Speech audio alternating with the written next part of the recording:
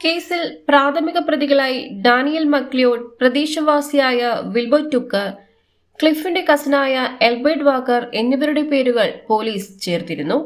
Daniel നുണപരിശോധനയിലൂടെ ഈ ലിസ്റ്റിൽ നിന്നും ഒഴിവാക്കപ്പെട്ടു. ടുക്കർ പ്രദേശത്തെ ഒരു അലമ്പനായിട്ടുള്ള വ്യക്തിയായിരുന്നു. മുമ്പ് ക്രിസ്റ്റീനെ ചുംബിക്കാൻ ശ്രമിക്കുകയും നിരന്തരം അശ്ലീല സംഭാഷണങ്ങൾ നടത്തുകയും ചെയ്തിരുന്നു. ഇതിന്റെ പേരിൽ ക്ലിഫുമായി ചില അടിപിടികൾ നടക്കുകയും ചെയ്തിട്ടുണ്ടായിരുന്നു. ഇതിനിടെ ക്ലിഫിനെ കൊല്ലുമെന്ന് ഇയാൾ ഭീഷണിപ്പെടുത്തിയിട്ടുമുണ്ടായിരുന്നു. എന്നാൽ കൊലപാതകങ്ങൾ നടക്കുന്ന സമയം ഇയാൾ മറ്റൊരിടത്താണ് ഉണ്ടായിരുന്നതെന്ന് അന്വേഷണത്തിൽ തെളിഞ്ഞു. എൽബർട്ട് ആകട്ടെ മദ്യപിച്ച് പ്രകോപിതനാകുകയും പരിഭ്രാന്തി സൃഷ്ടിക്കുകയും ചെയ്യുന്ന തരത്തിലുള്ള വ്യക്തിയായിരുന്നു. പോളിഗ്രാഫ് ടെസ്റ്റിൽ വിജയിച്ച ഇയാൾ 2006 DNA ടെസ്റ്റിലൂടെ ഈ ലിസ്റ്റിൽ നിന്നും പൂർണ്ണമായി ഒഴിവാക്കപ്പെട്ടു. ഇവരെ കൂടാതെ അക്കാലത്ത് പ്രതിയായിരിക്കാമെന്ന് 90% സംശയിച്ചിരുന്ന വ്യക്തിയായിരുന്നു കൾട്ടിക്സ് മക്കാൽ. അയാൾക്ക് അക്രമത്തിന്റെ ബാക്ക്ഗ്രൗണ്ടും 22 കാലിബറുള്ള തോക്കുമുള്ളതായി പറയപ്പെട്ടിരുന്നു. തുടർന്ന് ഇയാളെ ചോദ്യം ചെയ്തതിൽ നിന്ന് ഇയാൾക്ക് ക്രിസ്റ്റീനോട് യാതൊരു വിധത്തിലുള്ള റൊമാൻറ്റിക് ഇൻട്രസ്റ്റും ഇല്ലെന്നും അയാളുടെ തോക്ക് കുറച്ചുനാൾ മുമ്പ് വിറ്റുവെന്നും പോലീസ് കണ്ടെത്തി. കൂട്ടക്കൊല നടന്ന് ഏതാനും മാസങ്ങൾക്ക് ശേഷം വാക്കർ വീട്ടിൽ നിന്നും അധികം ദൂരമല്ലാത്തൊരു ഷെഡിൽ രക്തത്തിൽ കുതിർന്ന കുറച്ച് വസ്ത്രങ്ങൾ കണ്ടെടുത്തിരുന്നു. ക്ലിഫിന്റെയും ക്രിസ്റ്റിന്റെയും വസ്ത്രങ്ങളായിരുന്നു അവ. ഷർട്ട്, പാന്റ്, ഒരു ബ്ലൗസ് എന്നിവയായിരുന്നു കണ്ടെത്തിയത്. കൊലയാളികളുടെയോ കൊല ചെയ്യപ്പെട്ടവരുടെയോ രക്തം തുടയ്ക്കുന്നതിനു വേണ്ടിയാണ് ഈ വസ്ത്രങ്ങൾ എടുത്തതെന്നായിരുന്നു പോലീസിന്റെ നിഗമനം. മാത്രമല്ല, അപരിചിതർക്ക് ഈ ഷെഡ് അറിയാൻ വഴിയില്ല എന്ന സാധ്യതയും പോലീസിന് ഒരു തുമ്പാവുകയായിരുന്നു. നൂറുകണക്കിന് പേരെയാണ് നുണപരിശോധനയ്ക്ക് വിധേയരാക്കിയത്. എന്നാൽ യാതൊരുവിധ തെളിവും കണ്ടെത്താനായില്ല. 1959 നവംബർ 15 ഹോൾകോമ്പിൽ സമാനമായ രീതിയിൽ ഒരു കൂട്ടക്കൊലപാതകം നടന്നിരുന്നു. 48കാരനായ ഹെർ, അദ്ദേഹത്തിന്റെ 45കാരിയായ ഭാര്യ ബോണി, അവരുടെ 16ഉം 15ഉം വയസ്സ് പ്രായമായ മക്കളുമായിരുന്നു കൊല്ലപ്പെട്ടത്.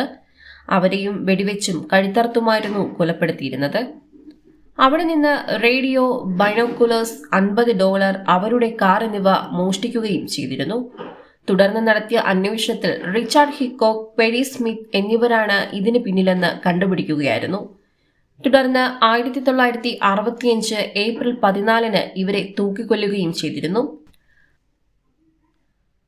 വാക്കർ ഫാമിലിയുടെ മരണം സംഭവിക്കുന്ന ദിവസവും ഇവർ ഈ വീട്ടിൽ നിന്നും 4 കിലോമീറ്റർ അകലത്തിലുണ്ടായിരുന്നു. രാവിലെ അവരുടെ താമസ സ്ഥലത്ത് നിന്ന് പോലീസ് ഇവരെ അറസ്റ്റ് ചെയ്യുമ്പോൾ വാക്കറിൽ നിന്നും കാണാതായതുപോലുള്ള പോക്കറ്റ് കത്തി ഇവരുടെ കൈവശമുണ്ടായിരുന്നു. കൊലപാതകം നടക്കുന്ന സമയം വാക്കർ 1956 ഷെവർലെറ്റ് ബെല്ലയർ വാഹനം വാങ്ങുന്നതിനായുള്ള ചിന്തയിലായിരുന്നു. ഇതേ മോഡൽ വാഹനമായിരുന്നു സ്മിത്തും ഹിക്കോക്കും നേരത്തെ കൊലപാതകം നടത്തിയ വീട്ടിൽ നിന്നും മോഷ്ടിച്ചിരുന്നത്. വാക്കർ ഈ വാഹനം വാങ്ങാൻ അന്വേഷിക്കുന്നുവെന്ന് അറിഞ്ഞ കൊലയാളികൾ വാഹനം വിൽക്കുന്നുവെന്ന വ്യാജേന വാക്കർ ഫാമിലിയുമായി ബന്ധപ്പെട്ടിട്ടുണ്ടാകാമെന്നാണ് പോലീസ് പറയുന്നത്. അതിനായി വാക്കർ ഫാമിലിയെ നിരീക്ഷിക്കുകയും ക്രിസ്റ്റീൻ തനിച്ചായിരുന്നപ്പോൾ വീട്ടിലെത്തുകയുമായിരുന്നു. ഈയൊരു ഉദ്ദേശത്തിലായിരുന്നു വരവെന്നതിനാൽ ക്രിസ്റ്റീൻ അവരെ സംശയിച്ചതുമില്ല. നല്ലൊരു പെരുമാറ്റം സൃഷ്ടിച്ചെടുത്ത ഇവർ ക്രിസ്റ്റീന്റെ വിശ്വാസം നേടിയെടുത്തു. അതുകൊണ്ടാകാം അവർ സ്ഥിരം കാർ പാർക്ക് ചെയ്യുന്ന സ്ഥലത്ത് നിന്ന് കാർ മാറിക്കിടന്നതെന്ന് പോലീസ് പറയുന്നു.